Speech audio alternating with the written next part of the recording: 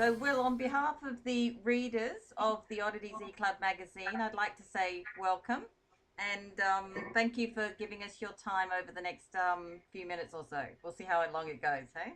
Right, my pleasure. It's always a delight to be able to talk with others of like mind and like spirit, kindred souls, so to speak. Oh, I agree. It really makes my day. That's why I do a lot of interviews in the morning. So, Mm. although this one's well, it's morning for you, but it's Yeah, early afternoon for me now. So we're on a different time zone. right.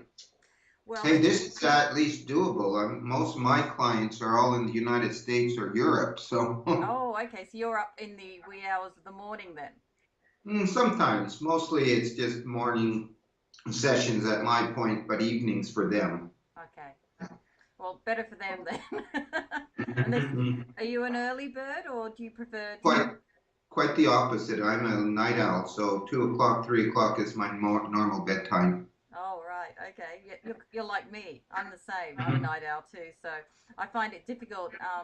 We have a radio show that airs in the US, and Mhm. fortunately for us, we're on in the wee hours over there, so we get to do Yeah. it at a reasonable hour here. But Yeah. I think it would kill me to have to get up at 6 a.m. in the morning and do a show. And I've had to do it, but I prefer not to do that. Yes, yes.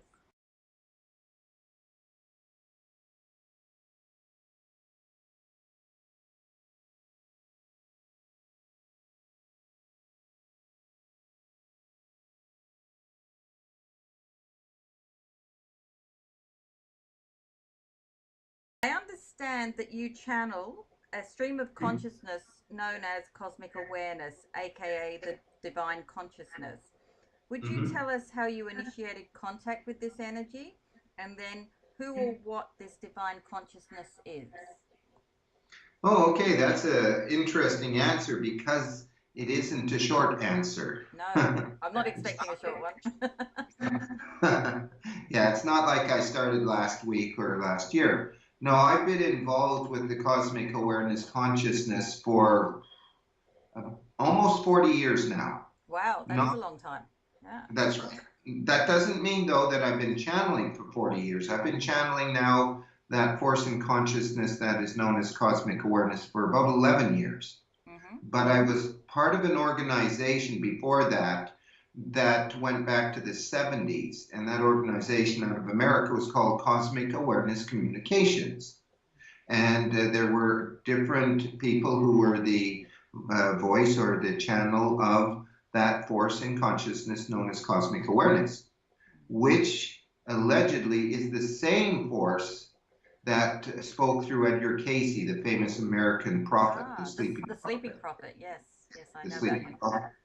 Mm. But it didn't identify itself at that time as cosmic awareness. This is something that developed later, and one can always question that. But this is my understanding that it was the same energy or the same consciousness. Mm. So I was a member of that organization for over 30 years.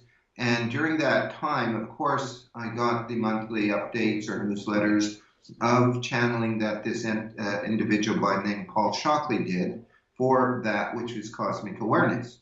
Mm. So I had a background in it. But at the same time, for myself, I was a tarot card reader. I graduated from university so that I could go out there and become a tarot reader. So You I know, don't think you choose to read tarot. It just happens to you. A mental kind of comes along, don't they? that's right. And tarot had always fascinated me, even in university. That's when I got my first deck. And I developed the capacity to channel while I was doing readings. I never did it in the traditional way. In fact, when I first started and I was self taught, I got quickly to a point where I thought, you know what, I'm picking other information up. And I trusted myself enough at that time to just give that information to the client. Mm. That proved to be important to the eventual process of channeling cosmic awareness because I already had a trust that I was receiving information from a source that was beyond me. Yes. Okay? Mm. And then in 2005, the same organization, Cosmic Awareness Communication, or CAC as they're also known, their interpreter for cosmic awareness, Paul Shockley, had left by then, and they needed someone else. And I was asked if I could do a kind of synopsis of the year ahead. This was at the tail end of 2005. And that was the first time cosmic awareness came through. And I didn't intend it. I didn't go, okay, I'm going to channel cosmic awareness. I just started to give information because I have developed my own psychic powers as an individual. And suddenly this energy seemed to, I don't want to say take over, that would be wrong, but seemed to participate in the process with me. And it identified itself as cosmic awareness, a force in consciousness that I was well acquainted with. Yes, yes. And That's it a went bonus. there. Yeah. I actually became, for that organization, the interpreter or channel of cosmic awareness for that organization, which did a monthly newsletter. So that's when that started, tail end of 2005, 2006. Now, I have since left that organization. You know how it is that sometimes life takes you in directions other than where you think you're going. Well, you outgrow certain things too. Exactly. And without going into it, I basically understood that I needed to kind of go in another direction than the organization was going. Yes. And we parted on amicable terms, but I continue to channel cosmic awareness, but not any longer in affiliation with CAC. Right. Okay. So that's the story, Oh, kind of. That's a good story.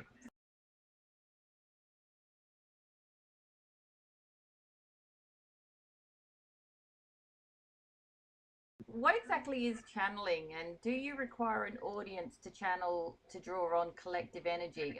I've been to a couple of channeling sessions where I've left, and 2 days later I've recovered because my energy is being completely sucked out of my body. Is this the same with you?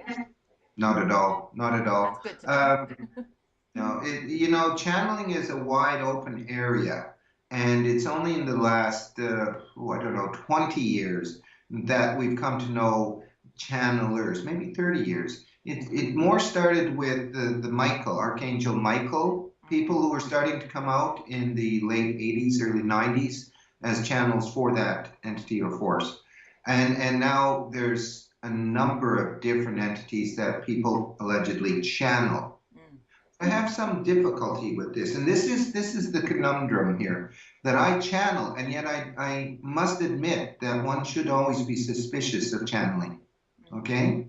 And those who claim to be channeling this person or that person, this entity or that being. The reason is the CIA, now this is going to go on to the lunatic fringe, okay? Now go for it. Okay, the CIA and other agencies of that nature, well, the CIA specifically has that which is known as PSYOPs. And they have been for quite some time developing psychiatric, well, not psychiatric, but what's the best term for it? It's just they have a way of manipulating the forces in consciousness. And many of these alleged channels are actually the product of this manipulation by sources other than spirit or divine source. No, I know. Okay? I know exactly what you're talking about. I have a columnist that's gone through one of their programs, and it's actually quite horrific what they did to her. Oh wow! Then really almost firsthand. And remote viewing is part of that too. Yes, well, that's what she calls herself, an ex-remote viewer, an ex. Okay. Yeah. So and right. So she's some of the stories I've heard from her. I can't discuss them. She's actually no, I understand. She's just come on as a new columnist in the magazine, and we're slowly airing them all.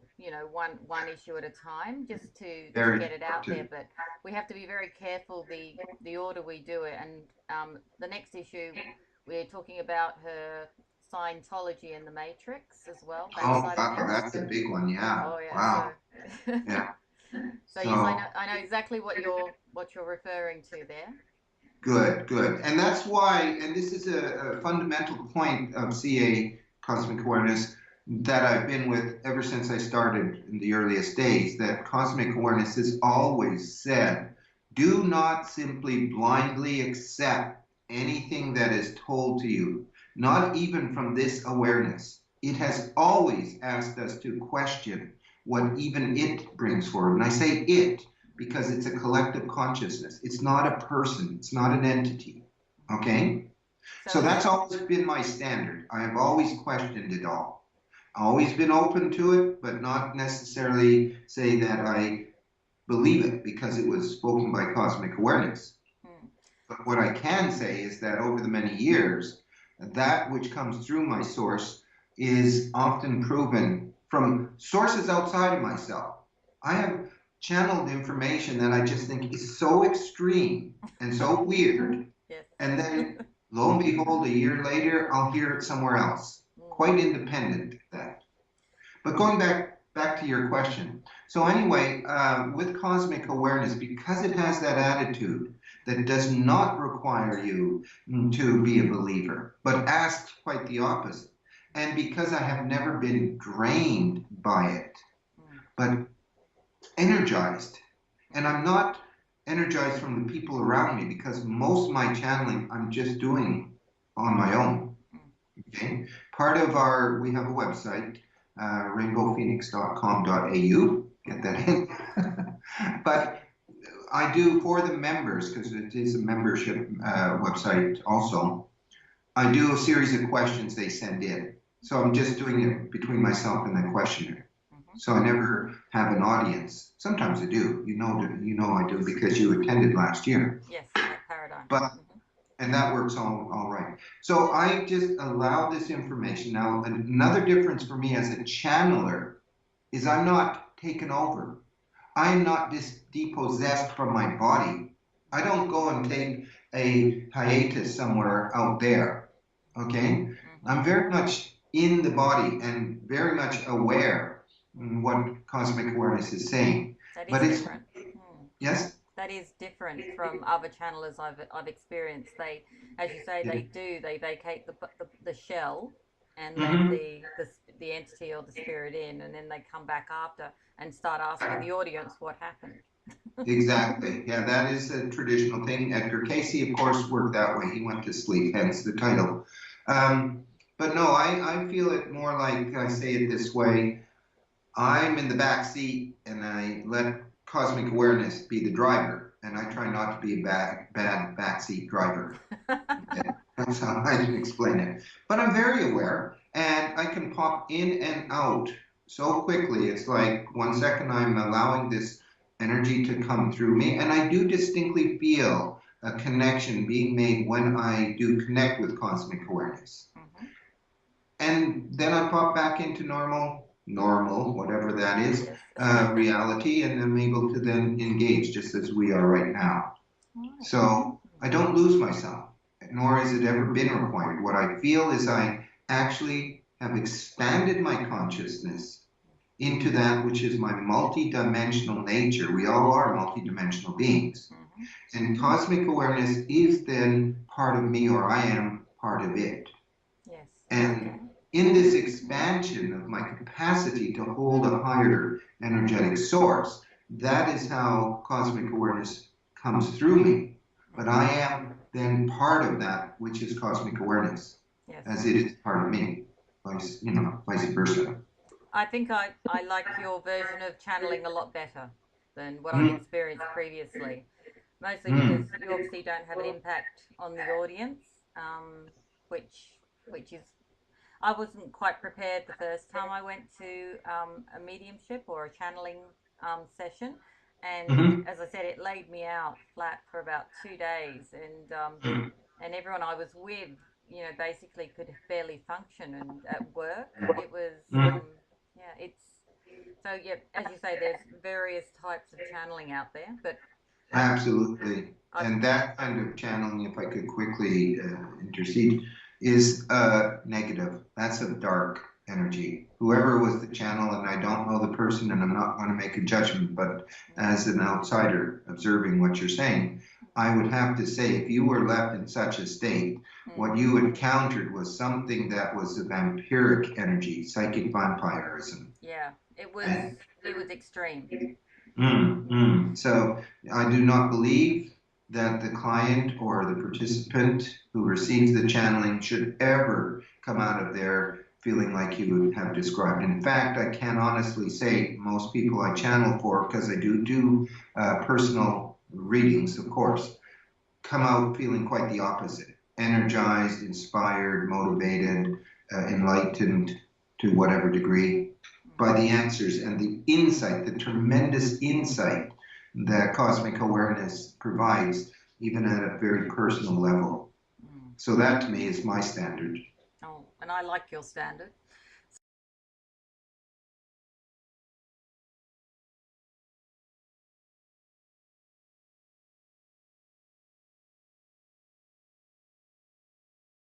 So many spiritual philosophers believe that we can manifest our environment and our reality, and that we can decide whether to live in a good or an evil world. Do you agree with that, Will? Can we manifest? Give you a solid yes and no. Well, if we want to or if we don't. Both, actually, because it actually is so. I do believe it is so. But that is quite different than being able to consciously access that in a way that we can just go bing, and there it is. Okay? We have to remember that we have come into an experience, and that experience happens to be of a 3D, third dimensional nature. We are spirit. We are spiritual beings who are housed in a physical body, engaged in what appears to be a physical reality. But to come into this reality in the first place, we had to kind of agree that we're going to play by the rules of the game. This is a game. This is all a physical manifestation of a game of consciousness. Yes. All right?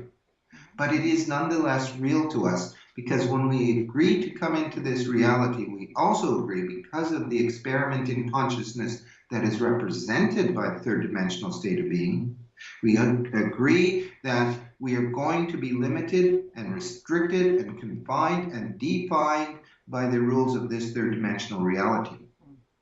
Therefore, we forget that we are spiritual beings. Instead, we wonder all of our lives, what's going to happen to me when I die? Yeah. Do I have a soul? You know, instead of having a strength of understanding so strong that when we come into this physical reality, right from the beginning, we know we are spirit beings from a higher dimensional state. As I said, we're multidimensional. Okay? Now, because we are limited by the indoctrination of the system, and we could call it social conditioning if you want, more extreme is brainwashing, okay? But in any event, we are taught right from the beginning of what we can and certainly cannot do in this physical reality. And believe it, our belief of what is possible is what defines our creative capacity. And most of us cannot believe that we can do what you have asked or said of creating our own reality out there, of manifesting, I want abundance, bang, here's $300,000 on the table in front of me.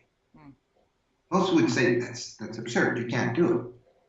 We can do it, but only if we have achieved a level of our own personal awareness and understanding and even enlightenment to the fact that we are more than just this restricted, confined human being.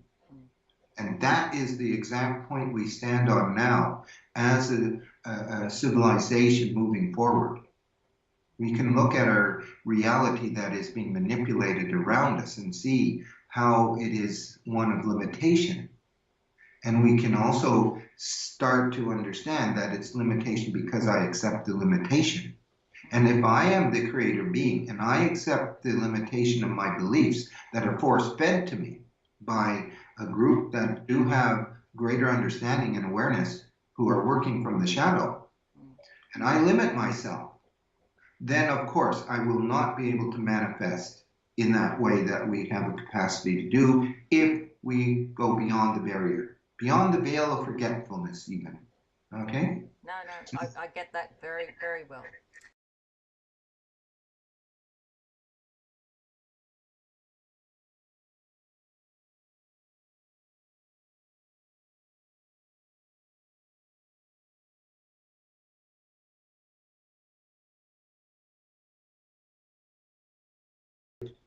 as well as channeling cosmic awareness, you're also a psychic medium. Is that the correct terminology?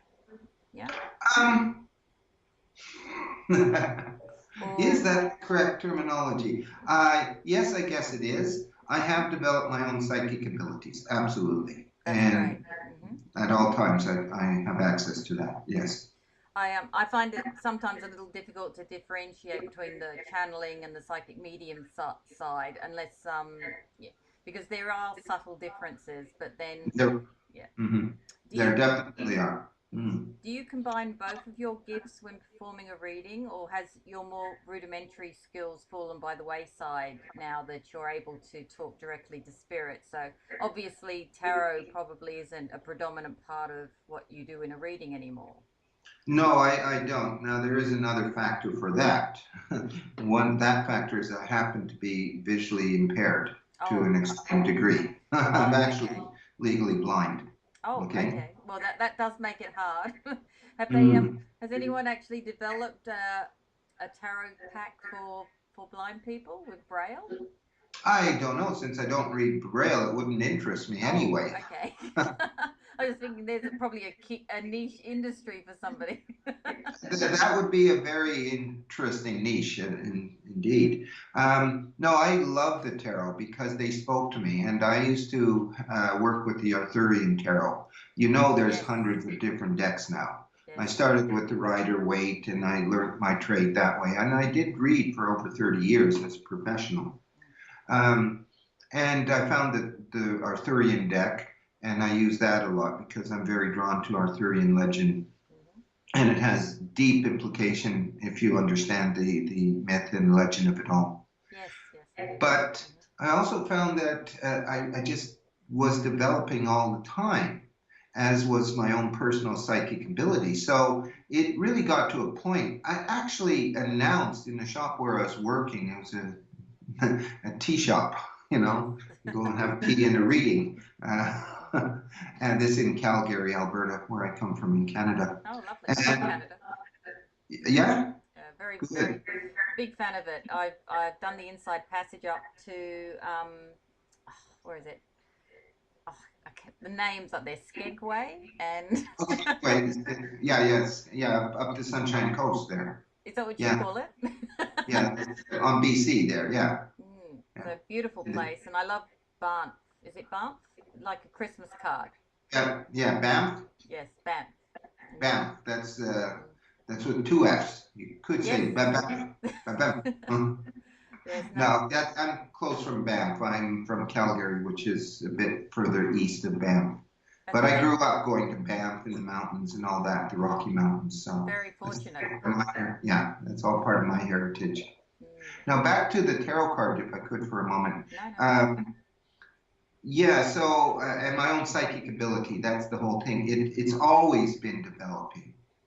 And I found that since I learned how to finally be a conduit for cosmic awareness, this has only enhanced my own personal psychic ability. We all have psychic ability, and I have taught psychic courses for people to develop their psychic abilities.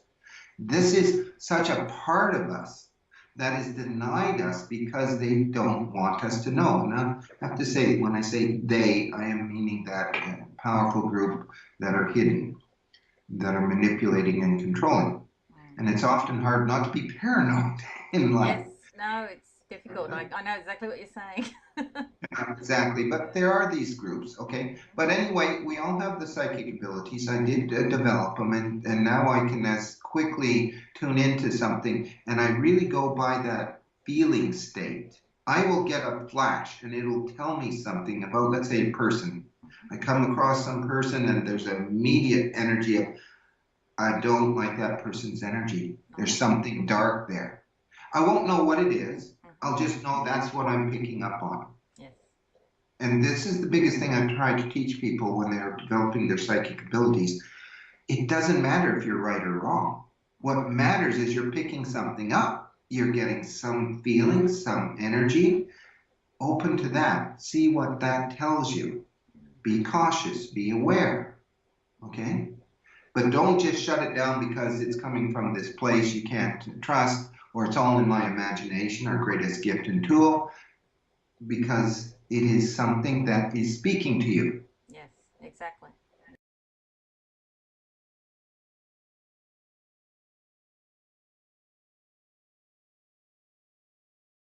So I think you've already answered our next question, which was earlier. I asked if the channeling impacted you physically in any way, and I think you said it energized you.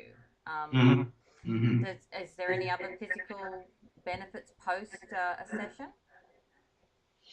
No, because it is just such a part of my everyday life now, Mm, to be able to access that level of my own being, that it doesn't distinguish anymore between a definite high moment and then a definite low moment. It's like I'll step from one state into the other.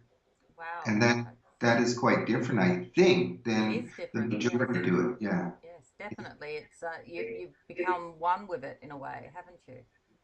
Well, you see, here's the thing. I think we stand at the very threshold of a complete new understanding of our spiritual nature. Up to now, I think we're taught that we have no spiritual nature, but there is a force that we have to believe in. That force is called God, and it has to be defined by certain ones who have the authority to define God. And you partake in religious rituals, and you go with the faith, but you aren't expected to understand it because it's beyond you. Yes. And the new way that's coming, because I do think we are on the very threshold of a spiritual revolution, is direct participation with that consciousness that exceeds the physical, that goes well beyond, and yet we are part of that. Yes. And in that experience, we will step forward. You've probably heard, of course, that many are talking about fifth dimensional level of consciousness, and we're fifth dimensional beings, and it's going to open up. In fact, 2012, December 21st, the Great Ascension event, that was supposed to happen. Mm. All supposed to ascend up to this glorious place of fifth dimensionality, and everything would change in an instant. Yep. It didn't. So they didn't. No, there's a lot of pissed off people, I can tell you. So I've interviewed a few. Yeah. And yet, what they don't understand is the door was opened. And since that date, and it's not that we have never had that connection with spirit, but something is starting to shift and change. And it is my belief that it is the spiritual force of our greater consciousness that we are part of that is starting to filter through more and more and more. And as that works its way in, we move from a place of religious worship to spiritual awareness and understanding. And in that place of spiritual awareness, we begin to understand we are much more than these very limited and restricted human beings that we have been taught since the beginning that we were and are. Okay? So we are on the very threshold, as I've said, of that spiritual revolution. But we are also at the same time feeling the intense opposition of ones who have had power and privilege for thousands of years. And they don't want to give up this game. They have control through the manipulation in consciousness, through what we believe, what we do, how we do it, all limited to that point of reference that says human beings are incapable of doing anything. You know, maybe together, if they come together under leadership of a government or a religious group or this, they will move forward. But they don't. No, no. Not really. So I'm feeling that in terms of that question, yeah, we're in a very unique place in the history of humanity. Mm. And I do think that there are those level of consciousness, even from the future, that are here at this time that are guiding us through a very critical period.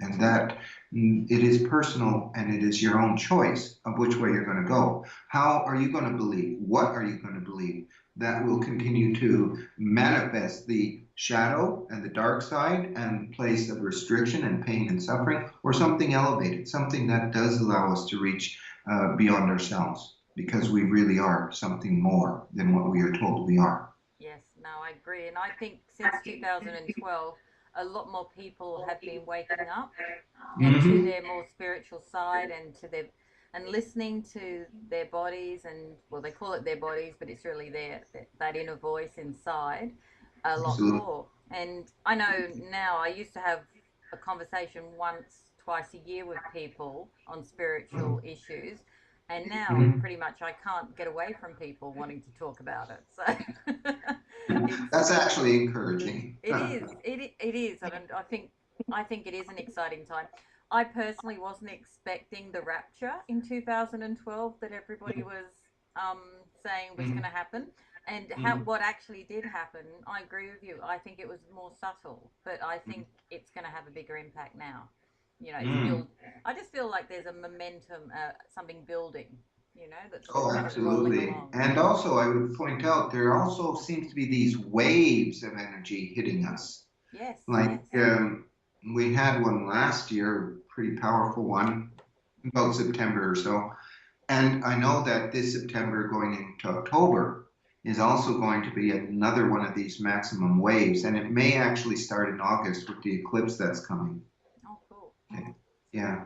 It's I've got a friend who's an astrologer, and they've been explaining to me the blood moons that have been happening over the last few years, and Yeah. Yeah. there's some interesting dates when they've aligned for when the blood moons happen and when events have Yeah. occurred, and Exactly. so there's some interesting times is what I really want to say. What is also interesting to me, going back into the conspiracy field for a moment, is how these ones who are in the shadow use those dates and those events. And there's a lot of very dark, well, I'll even use the word satanic groups that are out there, and they use these kind of dates and these powers that are available. Because if you are kept dumbed down and unaware that such forces exist, and you, as a controller, know that these exist, Mm. but you're preventing the masses from figuring it out, then does that not elevate you into a position of advantage? Oh yes, And yeah. that's exactly what they've been doing for so long. But the difference now is, as you have suggested, more and more are starting to awaken to at least the degree they're asking questions. Yes, they are. It's You know, they're saying, this doesn't feel right to me anymore. What the heck's wrong? Well, a lot of people I know are questioning, their servitude, their Mm. slavery, their.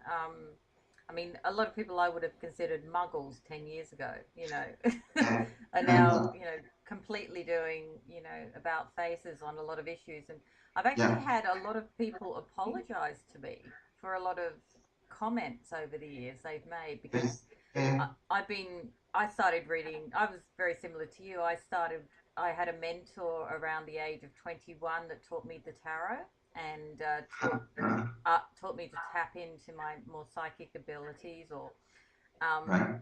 and over the years I've had quite a few prophetic dreams and stuff Mhm. which the events have unfolded, and you and I will have a chat about that independently Yes, sometime because I'm sure I'm going to blow you away with a couple of things that I've had. I, I Um, bet, I bet. but Yeah.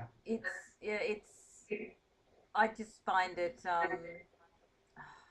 it's just very like sit back and watch what's going to happen for me at the Mhm. moment because, as I said, the people that I used to think were dyed in the wool muggle and would never in a million years, they're logic based accountants Yeah, or doctors or yeah, who used to, kind of make fun of me right. are now actually apologizing for their behavior. And, when Mhm.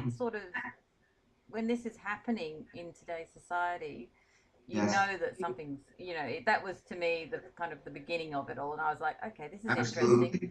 Not in a million years did I imagine that person would ever, one, apologize, or two, start to discuss consciousness with me, or Sure. vibrational energy or frequency, or Yeah, yeah. yeah. But then it usually happens after they've had some kind of awakening, like an illness or some kind of trauma in their family, and that to me usually is the starting point. Yeah, a very good friend of ours. She's a doctor, and she had personal tragedy where her 8-year-old son, or I think he was 8, was killed literally in front of her eyes. Car came up over the sidewalk, and very, very, very It's the kind of tragedy it's so hard to even imagine. And Mm. but in any event, that was the trigger point for her. Absolutely. And she was a doctor. She Yeah. was a general doctor, GP. And it changed her life. Not immediately. She went through years of things happening, but now she's way out there and quite an amazing lady too, because of a tragedy. And this is something that's very important. We can think sometimes, why do these things happen to us? Mm. Now, it is my understanding that we pre-exist before we come into this physical body and have this physical life. Mm-hmm. Many of us are starting to definitely accept that we probably do exist after our deaths. Mm. But very few think of existence before life, and how we may have actually been coming from the level of our consciousness that says we wish to have an experience in the physical. Yes. And that there is a coalescence of consciousness into an identity. And that identity, which I call the focus personality, then elects to be born into this physical body. But before it even does that, agreements are made with all the major players of those who would be participant in our lives. Like a soul contract of sorts. All contract. So we contract with our mother and father, our siblings, our extended family, significant others, a spouse, whatever. And it's all like, okay, at this age, you're going to come into my life, and then this is going to happen, and we'll go off on this little tangent or on that adventure or whatever. Okay? And if we can start to begin to understand, and then here's the curiosity of it. We're also given free choice. So even though we have pre-planned everything, does not mean that everything is going to happen according to plan. Because once you're in this realm, a kind of mechanism, so to speak, has been in play always, and that is a degree of forgetfulness. That's what I've already said. We don't remember we're spiritual beings. Okay? It just feels wrong at times. Yeah. So we come in and we're having this life, and we have a choice to make, and one is in accordance to the plan or the direction we're supposed to go, and the other will take you off in another direction. And more often than not, people are taken off in their other directions because we live in a reality that emphasizes mental, rationality, logic, and so we don't pay attention to the emotional situation. Yes. Instead, we think, oh, I have to do this because it's expected. Okay? So that's why we can leave this life and go back and do the whole big review thing and go, oh, I remember now I was supposed to do that, but I did this. Oh, okay. Didn't quite get that right. So no, I agree. I feel the same.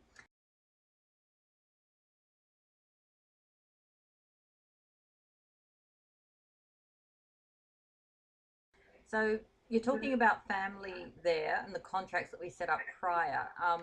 How do we identify, or how have you identified, like the kindred souls or those people that we're supposed to meet up with?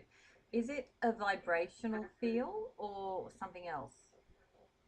Yeah, I think a vibrational feeling is involved here. But I think for myself, the best way for me to explain it is it's empathic. It's from the heart. It's just this feeling of things. Yeah, you just kind of feel a connection. Is that what you're trying to say? A connection with that other person.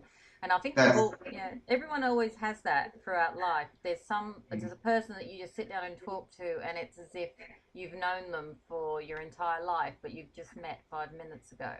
That's right. That's a very good description. I've experienced that many times over. A knowingness of that person that does not have anything to do with how long you've known that person. Yes, and you just know you can trust them, or again, you know to be wary of them. So that's one too, yeah. A lot of people, I find it funny how people, when they discuss soul contracts, they're always talking about how they're going to bump into their best friend, or they never ever imagine that somebody a little negative is going to still come into their lives from their past. But I think it's shades of grey. There's never ever someone completely evil or somebody completely good. We're all on that scale of grey, and I think certain people come into our lives to give us lessons, and absolutely, and sometimes they're a hard lesson. Well, we're familiar with that very popular term soul mate, and that's taken on a romantic quality. Yeah. Oh, he or she is my soul mate. And there's always only But one. yeah, and it's only one. But what if we use the term mate as we do here in Australia to indicate friends and people who are our mate, you know? Not in a romantic sense. Yes. And what if we do have this process that happens before we come into existence, where we make agreement with others, okay? And we say to someone in that state of a complete awareness of the totality of things that, hey, in this life coming, I want you to come into my life and I want you to be a miserable SOB to me. And you're going to be the worst thing that's ever happened to me because I need to learn this lesson. Yep, I think that's exactly what happens. I think so too. I just find it funny when people don't think they're ever gonna, plan a like a lesson. It's always they're going to become enlightened, but it's a lot of people skip over that you have to do something to actually achieve that, don't you? Absolutely.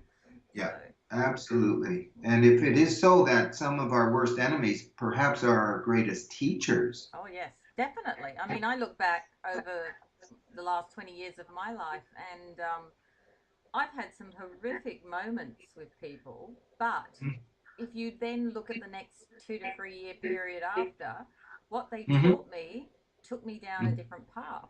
You probably had the same? Absolutely, totally. And that's why it's so important to realize in this journey of life, instead of being a victim, we have to realize that as creator beings of our own life with an intent and purpose, we actually take responsibility for our lives. Sure, things happen to us, and sure, sometimes that knocks us backwards. I could say to you, I never planned to be blind, but I definitely did choose it. For the unique challenges it provides me. For one thing, I have developed my psychic vision to 20/20 levels, Exactly. I may walk into the wall, but I can see beyond it.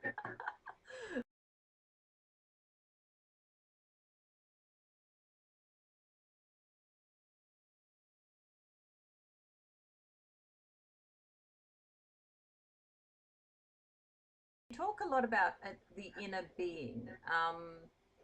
Does everyone here on Earth have an inner being, or are there some entities down here that do not? Oh, absolutely. All humans have an inner being. We do. But we have to also understand that all those on this planet are not necessarily humans. Yes. Okay? I do believe there is a group that are soulless. Now, you've probably heard of the Orions, the reptilians, the Greys. Well, interestingly enough, they have souls. I'm going to hold back about the Greys a little bit, but I know the reptilians and the Orions have souls, but they themselves are used by those who are beyond them, or a group that comes from a different source. And now we are talking about Gnostic teachings. Now we're talking about the archons, for example, yes.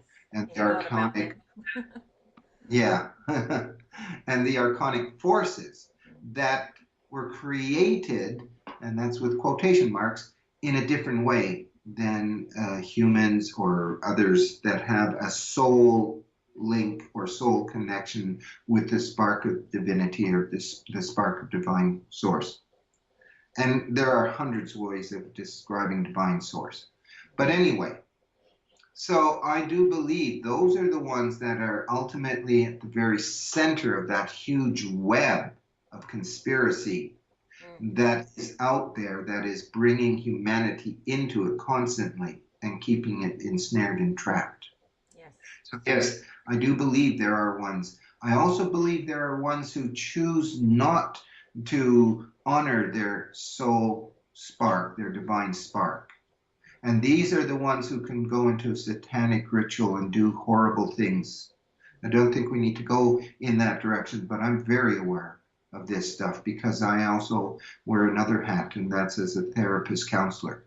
Oh, okay? So you've heard it secondhand. Oh, yes. I have had clients who've had those horrendous experiences. Okay? But quite aside from that part of it, what I am saying here is that when you have an awareness that all is not always what it seems to be, and you have to overcome the naivety and presumption of life being something other than it is, or believing it is this, but it is really other than that. That is something that I believe is a soul's purpose, our soul's purpose, to become awakened, enlightened. Ascension is only taking another step up the ladder, okay? Taking another step to a higher perspective that says, oh my God, I thought it was this, and yet it's really that. I see it now. No, I agree. I agree. Yeah. I mean, and we've done that with so many things over the years. You come back 2 or 3 years after. I know when I'm a writer and I write something. I wrote something about 5 years ago, one of my initial blogs with the magazine, and I reread it prior to the last issue, and I was horrified at the way I was so glib about an event, and when you come back and you see something and you've I suppose not raised your vibration, but you've just opened your mind a little bit more to, and you then reread something that you may have written years ago, in my Yeah. case.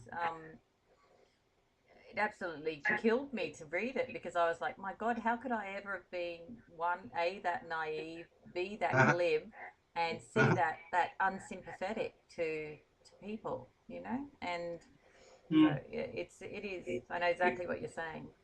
So Yeah. And yet it's important to actually have that kind of an experience twofold. One, it helps you understand that's where you were then, but you've grown. yes, And the second point being that when you encounter people who are like that, you can recognize where they're at.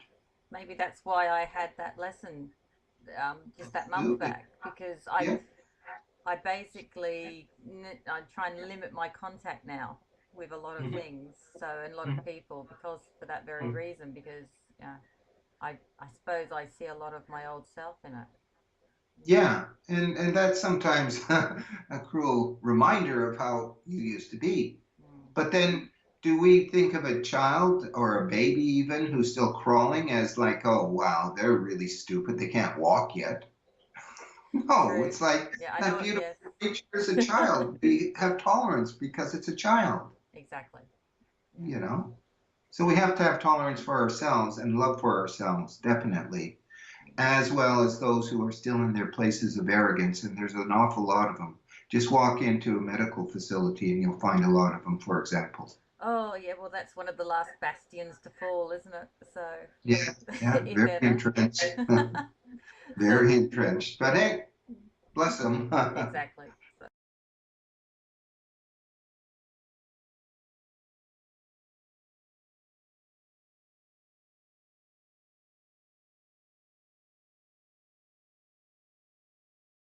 so you are well known for your prophecies. Do you have anything that you'd like to share with our readers for the tail end of 2017? Anything that we should be aware of or keep an eye out Well, for? I don't normally make predictions because it's an interesting journey we're on, certainly, but it's also a journey that has many different timelines, many different courses that could actualize. And if we are really creator beings who can create our reality through our thoughts, through our beliefs, through our energies, then I think it's actually a mistake to follow the predictions of this one or that one. Because what that is doing is marshaling your thoughts and your energies into a direction where you may then have an experience of that. Because that's what they're trying to do. That's why they're creating a world of fear and angst and paranoia. Yes. Okay? No, I agree with you. But what I can say, rather than a specific prediction, is that the next 3 months, August, September, October, perhaps 4 going into November, are going to be very, very dynamic. And this dynamism, this dynamic time will be very challenging. Now, I've talked a bit on and off about there's ones in the shadow there who are controlling and manipulating. The good news here is that their time is running out. Mm. But the bad news here is that they're like a cornered animal. And they're getting more and more extreme in their actions. Look at the many, many false flag events that are told, or we're told that this is terrorism, this is that, They're ramping up, aren't they? It seems to be ramping up to something. Absolutely. And I'm sure many of your readers will remember that the last few weeks have been very trying. We're just coming out of the full moon for July, and the energy in advance of that was extreme. Okay. I don't know if you felt it, but it was really challenging for us. Well, I But did, and I mean, everything that happened in England, you had three terror events in the period of yeah, 6 weeks. I mean, that's right. that was extreme. And then prior to that, in Paris, and That's right. there's yeah, it just seemed to be an ongoing, And then prior to that, there was Trump's election. Yeah, So, there's that. That's we won't go no, there, but that's been a journey, and we could that's spend been an a hour just debating what who did that. absolutely, absolutely. But things are very seldom what they seem, and he's not what he seems. Even if he's portraying himself and being portrayed as a village idiot, there's a bit more to him than most people think. Well, there must be something to him. I mean, he's amassed a mass fortune, and he's managed to make himself president of the United States. I mean, a village idiot does not become president of the United States, do they? That's right, that's right. And he certainly manages to shake things up. Mm, But anyway, but going back to your question, mm, if these next 3 months are going to be very extreme, we are coming up to another one of these super moons or blood moons or whatever you want to call it, and these ones do use those energies, then do expect perhaps some really big events, false flag events, that are designed to draw humanity into the spider's web even more and down into it. It's like mm, going into the rabbit hole. So, whatever happens, the thing I would say is what we have to maintain is a kind of neutrality. Cosmic awareness actually calls it sacred neutrality, mm, where we stay at the center of the circle. We don't get drawn into the drama. We don't get drawn into the fear, even if we feel it. And many of us are feeling things that provoke that fear. mm, Okay? And just try to be the observer and watch it and wait out whatever's happening. Because if we're going to get some big extreme events, and we do know that there is some buildup in the earth energies too. We've had some major earthquakes, one in the Philippines last week, 6.9, I think. And then in Montana, they had one that was six something, 6.2. mm. And the one in Montana is actually connected to Yellowstone, which is the big caldera that's underneath Yellowstone. Yes. Okay, so there is a buildup.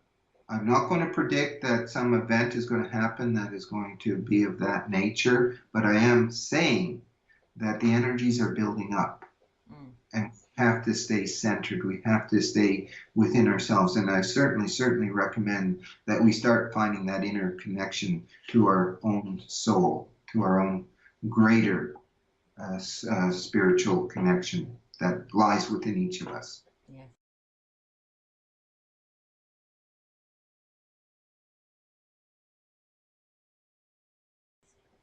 So, what are your thoughts on mainstream religion versus spirituality these days? I mean, it's certainly, front and center. Yeah.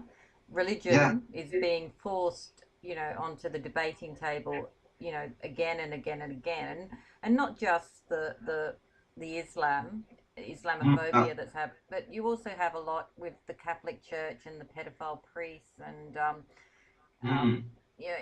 it just seems. Uh, well, and the census that came out just recently, basically, there's a dramatic rise in people that identify as non-religious or not atheists. I'm sure they're Mm. more agnostic in nature. But Yeah. what are your thoughts on just mainstream religion, or as I call it, mainstream corporatization of religion? Hmm. Well, I think with that, it's very obvious that there is a distinction, a true distinction between religious and spiritual. Absolutely. Yeah. And that religion has been used to control for thousands of years. I think Karl Marx called it the opium of the masses or something like that. Um, and it has been an effective use of power and control to a group that have never questioned because they have always been taught to believe this is so. But mankind, womankind is starting to question. Yeah. And now that people are starting to question, they can't quite believe the ritualistic, dogmatic teachings of a church that doesn't allow some degree of compassion and love into it. I mean, we have such hypocrisies, such as the Muslim situation, where there's many very good Muslims, and then you have others who claim to be jihadists, and they're there and they're killing their own people, and there's no recognition of the absolute absurdity and hypocrisy there. Yeah. You know, you can look at the Catholic faith. That was my background when I was born. I was born into a Catholic family. And I managed to get through that and somehow leave that behind. I don't even call myself a practicing Catholic or what's that term? Healing Catholic, whatever. But there is a term where people recognize that was once their frame of reference and they've moved beyond it. Okay? But there's a lot of guilt that's associated with this. And I think that's where religion still has powers, that they still manage to guilt people out. Because what if there is a God up there who might be pissed off at me because I happen to be a human being, you know? And we are in a very critical place now where that distinction between spirituality and religion and being religious is becoming stronger and stronger. Personally, throw the religious, ritualistic bullshit out the window because that's where it belongs, out there somewhere, not in my life. Okay. But saying that, I would also have to say, and yet I support each and every individual who feels that is still part of their need and who are committed to it. I may not agree with their attitudes and their beliefs, but I say they have the right to have it because that's where they are in their soul's journey.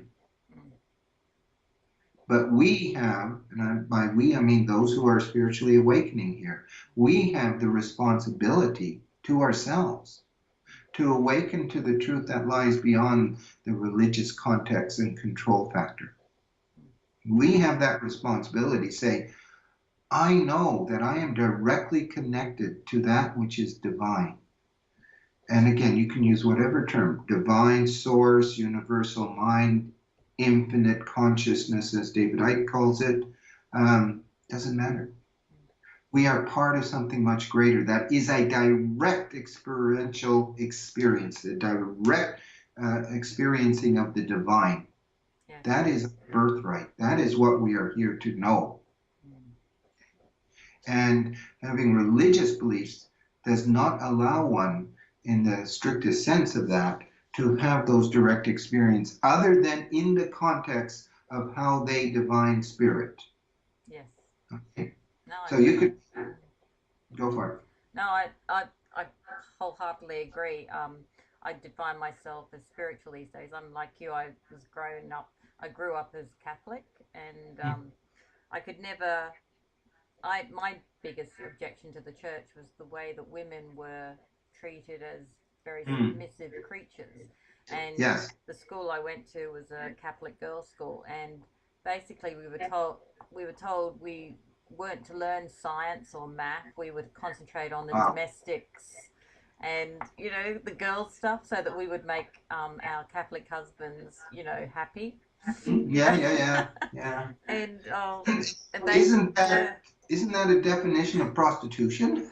It never sat well with me, and I remember, in I think year 11, I was in the chapel, and basically I just got up and walked out, and everyone was most upset with me, and I was given 3 weeks of teaching the school about my class about the Holy Trinity as punishment. And Mhm. although it did actually put me, and again, this is a lesson. I really didn't want Yes. to do that, but after I had planned out the 3 weeks of lessons, I realized I wanted to be a trainer and a teacher. So it Uh, actually was a lesson in disguise. right. Mm, Right. yeah. Interesting. Yeah. But see, that's how it works. When you Mm, actually can open up to the gift that is contained within that drama, mm, then you will grow. You will open up in ways unexpected. mm, And as you said, it's like you realize that you wanted to be a teacher and a planner, and mm. that was a gift. But you could have also gone into radical mode. You could have been a rebellious teenager who said, "F that," Yes. and and just gone into the face of it as fighting it. Mm. It was You know. it was an interesting year, year 11, because I had a friend whose father was a mason, and Hmm. it was my first kind of eye-opening experience of the masons and the lodges and things like that. And I'd go to their lodge to have dinner with them, and then my friend would get dressed up in a little white robe. She was about 13 at the time, and she would go off and do a ceremony and then join me for dessert about an hour later. And Weird. yeah, Yeah. weird. I mean, when you're 13, you don't really think about things like that. But in hindsight now, I remember thinking to myself, how did that all happen? And I didn't even ask her what was, Yeah. why are you dressing up like a crusader, basically? Just, yeah, Mm-hmm. very, very weird stuff. So Mm-hmm.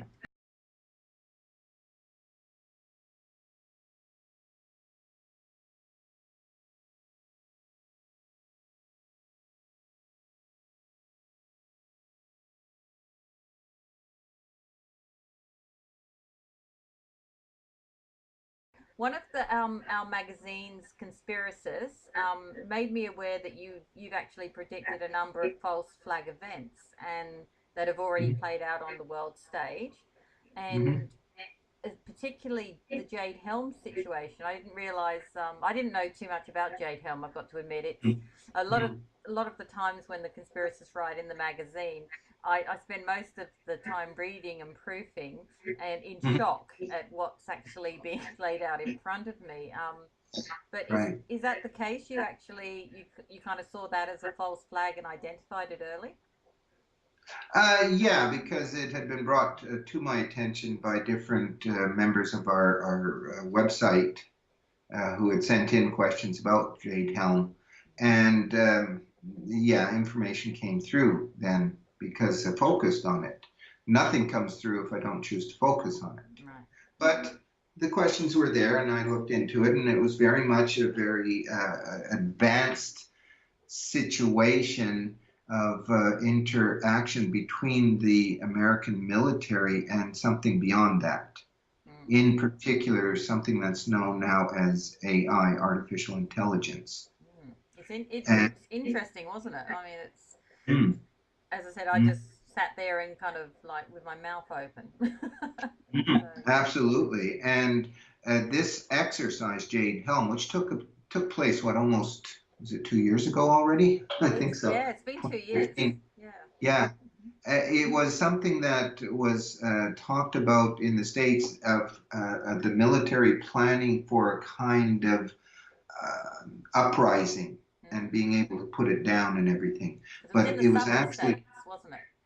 pardon me? It was based in the southern states, like the Yeah, Texas, yeah, Tennessee, Mississippi. that's Those, right. yeah. Mostly Tennessee and California, parts of California too, you That's know. right. Yes.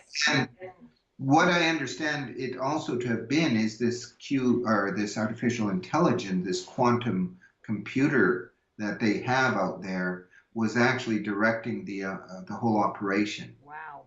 Okay. Okay, and that suggests there's a level of artificial intelligence that is almost self-aware. Mm. Okay, the technology these ones have to what technologies we use is at least 50 years ahead of us. Okay, so they have access to things that for us are still on the realms of science fiction, but are more understandable now because of the advancement of humanity over the last 20 years or so. It's amazing. Yes. Yeah. I mean, we're thinking things, accepting things now that I remember as a youth. I mean, dating myself a bit, watching the original Star Treks and Captain Kirk pulling out his his His apparatus mobile there. phone.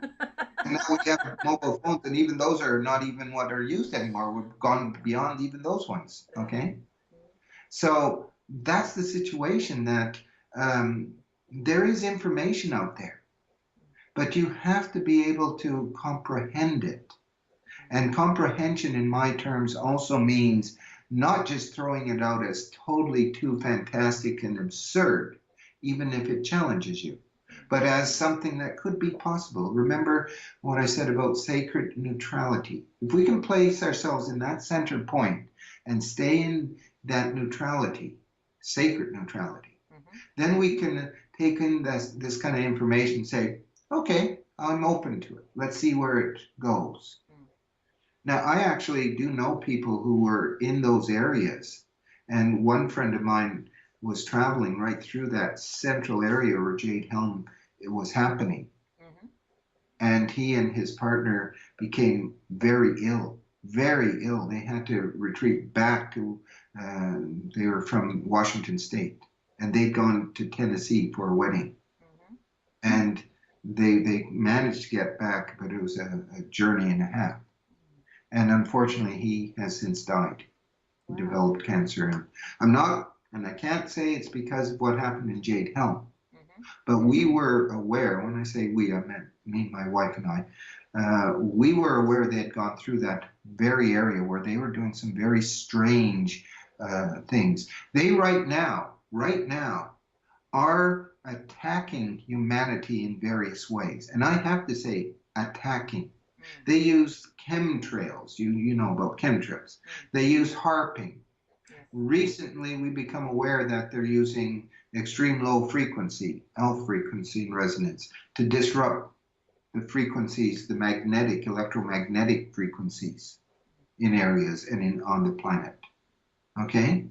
So there are those who have this capacity, the equipment, the technology, who are the hidden ones. And again, you speak this way to most people and they just think you're paranoid and delusional and dismiss you. Or they'll call you a conspiracy nutter. Yep. You know, you're a conspiracy theorist. I don't have to listen to you, even if you're presenting truth. Yep. But the other thing that I do have to bring up, though, very important, is to remember there is another side of this now. And that is this energy that's entering into this plane of consciousness, this third dimensional reality. And that is starting to have an effect to the degree that people are now starting to awaken to what's out there, what's happening. As we've said, they're asking questions. So I do not hold that these dark ones are going to win. In fact, I know they can't win because they are going against the very essential spark of consciousness that is the divine spark. And this ties into what we spoke earlier of those ones who are soulless, the archonic ones, okay, archons. They don't get it. And like quantum computers supposedly are so advanced, they can do billions of what do we call it, and they solve their little problems. Computations. That's right, computations in seconds, and they can do that, but they cannot be of that divine spark. Okay? We live in a dualistic reality where things are either right or wrong. We believe in something, so we're right. They believe in something, so they're wrong. And this is the extremity of it, that because I'm right and they're wrong, I'm going to go into your country and I'm going to force you to accept my rightness over your wrongness. Okay? Yeah. Or you're going to force someone in your life to accept what you believe in because they're wrong.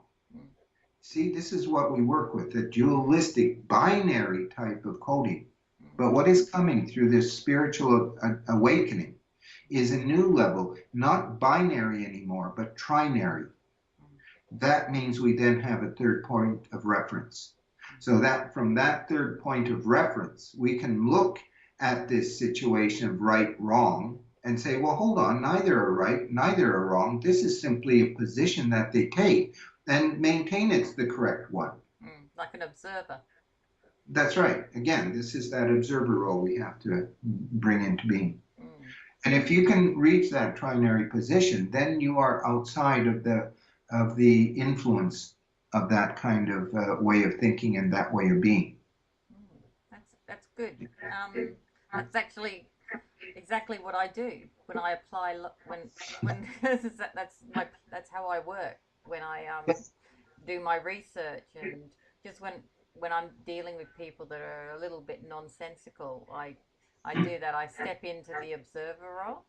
So, Mm-hmm. and I've been doing that since I read about the double slit experiment back in, well, I don't know, it's about 20 years ago when they did that, and they proved that, neutrons or protons, when they bounce around, only bounce or flow in a certain way if they're when they're being observed by people, Mm-hmm. but when they're not being observed by anybody, they do something completely different. And Yeah, exactly. I thought that was fascinating, so I started to actually put that into practice in my own life. And yes, I see it definitely has helped me be a fairer person, I'd say, and teach me to take the emotion out of things. So Mm-hmm. I don't get as emotionally attached now. So I still have empathy and sympathy for people, but I don't let the raw emotions, I suppose, come out that often. Mm-hmm. Mm. Well, it's funny because I know when I have, let's say, a situation where I get really angry for some reason at myself or whatever, life brings these kind of opportunities. I personally feel completely drained after such an expression of that level of emotion. I'm just wiped out. Mm. And I can see it. I'm not saying I'm perfect, certainly by no stretch of the imagination would I claim that. But I am perfect in that I recognize that we're all perfect, in that we are all an expression of divine source. And we all have the opportunity to realize this, to grow with this. And even in those meltdown moments, even in those times of oppression or pain or suffering, we can still love ourselves. Yes. We can still take that step back and say, this is not doing anything for me. In fact, it's draining me. And then we start to shift through those periods quicker and quicker to the point where we finally come to a realization before we go into the situation that's like, wait a minute, I don't have to go there.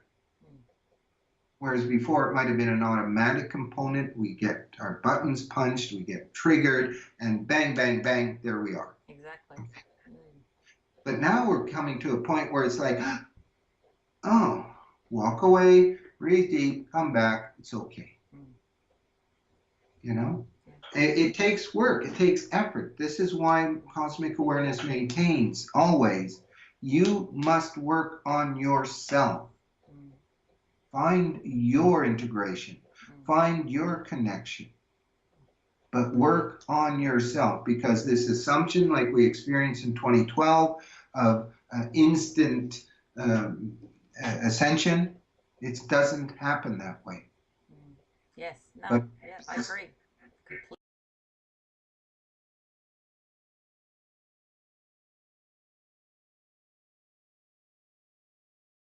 I have a question here from one of our readers in Melbourne, a gentleman called Pierce. He didn't want to give his surname. He wants to know, how do you prepare prior to channeling cosmic awareness? What any preparations, prayer, or I suppose, or cleansing, smudging?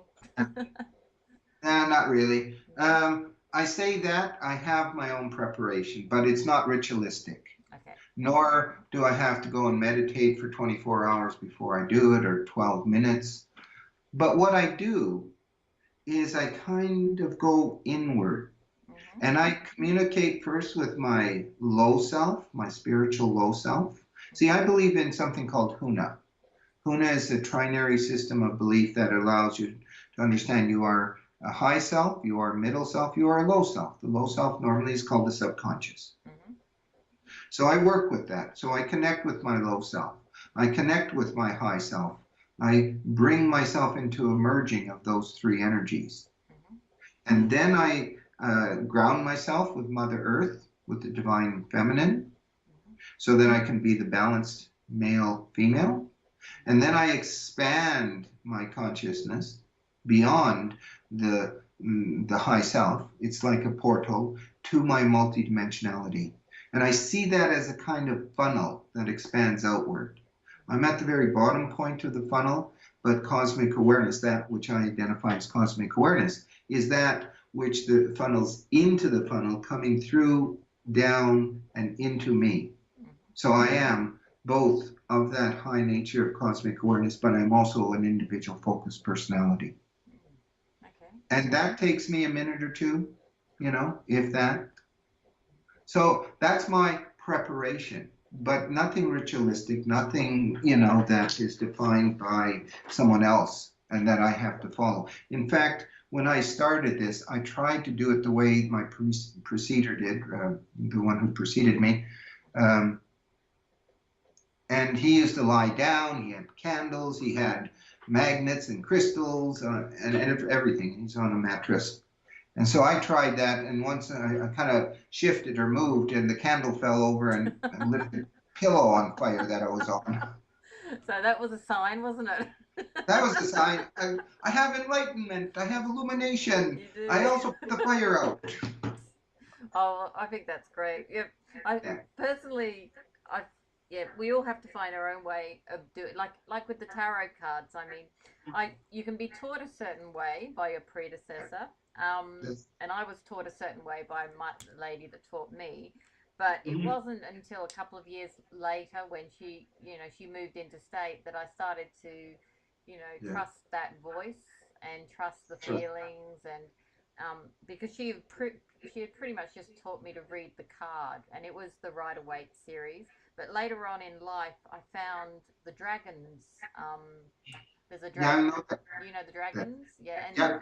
that's the set that I now read from, and it just spoke to me. And I think it's like everything. I think when you find your you've got to find your own way of doing things, your own prep.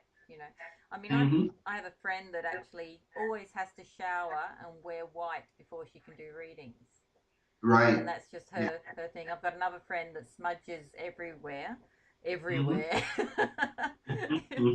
and but as you say, it's yeah. I personally I've never needed ritual. I basically just use the energy of the person and what's in the cards and my own energy. So That's right. mm, That's right. Because really, when you are connected to your own being, there is no pretense. There is no need for ritual. that's what I think. Yes, that's great. There's no need for it. But we have been taught to rely on ritual. Mm, So for a lot of people, it's like superstition in the sense that, sports is full of those who are superstitious. So you gotta wear these same socks during the series, or you yeah. gotta pat this person on the head because that gave you luck. But it's only your belief that that will give you luck. Mm, When you actually know that that's not involved at all, then you don't need to partake in that. yes. Yes. You Exactly. know, I don't deny people who want to use ritual that way and feel comfortable with it, but does that not mark you still as someone who has not reached a place of enlightenment and awareness, and that therefore, in a manner of speaking, you're still enslaved by another belief system Mm, that insists that ritual is necessary? And ritual does play a function. It can open doors to certain places and areas. mm, It doesn't all have to be dark, but it can lead to very dark things too, mm, you know? yes.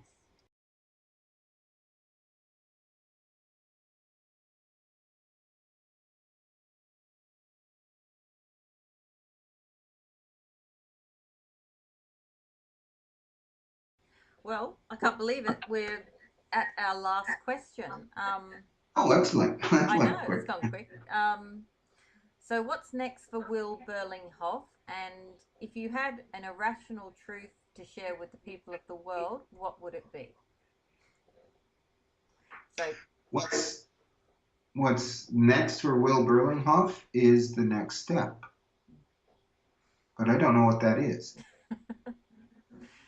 So I'm just open to whatever's coming, knowing that things are flowing, things being at the level of consciousness, things being at the level of what's happening out there. I know that we are moving into some very critical times right now. And I would have to say that in the next 3 years to 2020, well, 2.5, I guess, are of such a nature that we have to be totally flexible. I personally, for myself, would like to develop my own writing capacity. I feel I have some books to write, but there are some things to overcome on that one, like how does a blind man actually write a book? I'm sure Callista will help. Well, she's so busy that that's not necessarily the option, but there is some solution. So I'm saying that that is part of it for me as the next step is I'd like to go in that direction. And now I put it out there and I'll see how that develops, what develops of that. See, that's the freedom. When you don't have any defined plans, then you can allow flexibility and be moved in the directions you need to go, not the directions you think you should go down. Exactly. Okay? Yes. So I will also continue to be the voice of cosmic awareness. I will continue with my trinary regression therapy that I do. I will continue to be open to the miraculous and the magical of a divine source and spirit as it comes through me and into my life. Okay, so that's all part of the next step, but what the actual step is not yet known. Okay, as to the second part of your question, if you could repeat that last part of it. If you had the opportunity to share an irrational truth with the people of the world, what would it be? That you are more than you think you are. The irrational truth is that you are not anything of significance. But the answer to that is that you are more than you think you are. The irrational truth is what enslaves you and defines you and limits you. Exactly. And we need to go beyond it. The next revolution is not a technological revolution, no matter how they are promoting that as the future. The next true revolution, and maybe it is revelation, is the revolution of a spiritual awakening. That is what we are here to find. And slowly, very slowly, we are awakening to this. But at the same time, we have to be aware that there are those oppositional forces that do not want us to awaken, do not want us to understand the truth of our spiritual being, that we are more than these limited, restricted individuals who have no capacity to create or to experience the highest state of being. We are awakening human beings. We are awakening spiritual beings who are understanding that this is immediate, this is now, and this is the truth. Not the lies that we have been given for countless centuries, thousands of years. And in that, we are in the most exciting place, most definitely, that the spiritual revolution is underway. No, I agree. I think this time is, I think everyone that's here now went on a list to get here. Absolutely, absolutely. And some of us are going to make it, and some of us aren't. But we will all return back into the fabric of our own spiritual being. We will always return home, our true home, our spiritual home, after we conclude this physical sojourn. That is a given. God does not leave anyone behind unless they have a lesson still to learn. And by God, I have to say I'm talking about that universal principle, not this entity or being up there sitting on a throne judging me. That you can throw out the window. Okay. Well, thank you very much, Will. That was very enlightening, and I can't wait to get some feedback on this from our readers. Good luck with your future awareness. Thank you. Good way of putting it. And please thank Callista for all of her assistance in getting the interview in place. Well, I want to thank you, Sharon, for your patience and your wonderful questions, and for this opportunity to engage with you, to get to know you a bit, feel like there is a contact. Oh, yes, past contact. Absolutely, and it's been a slice, as they say. Lots of fun. Thank you very much. My pleasure. Thank you. You're welcome. Bye. And you have a brilliant day. I will. You too. Thank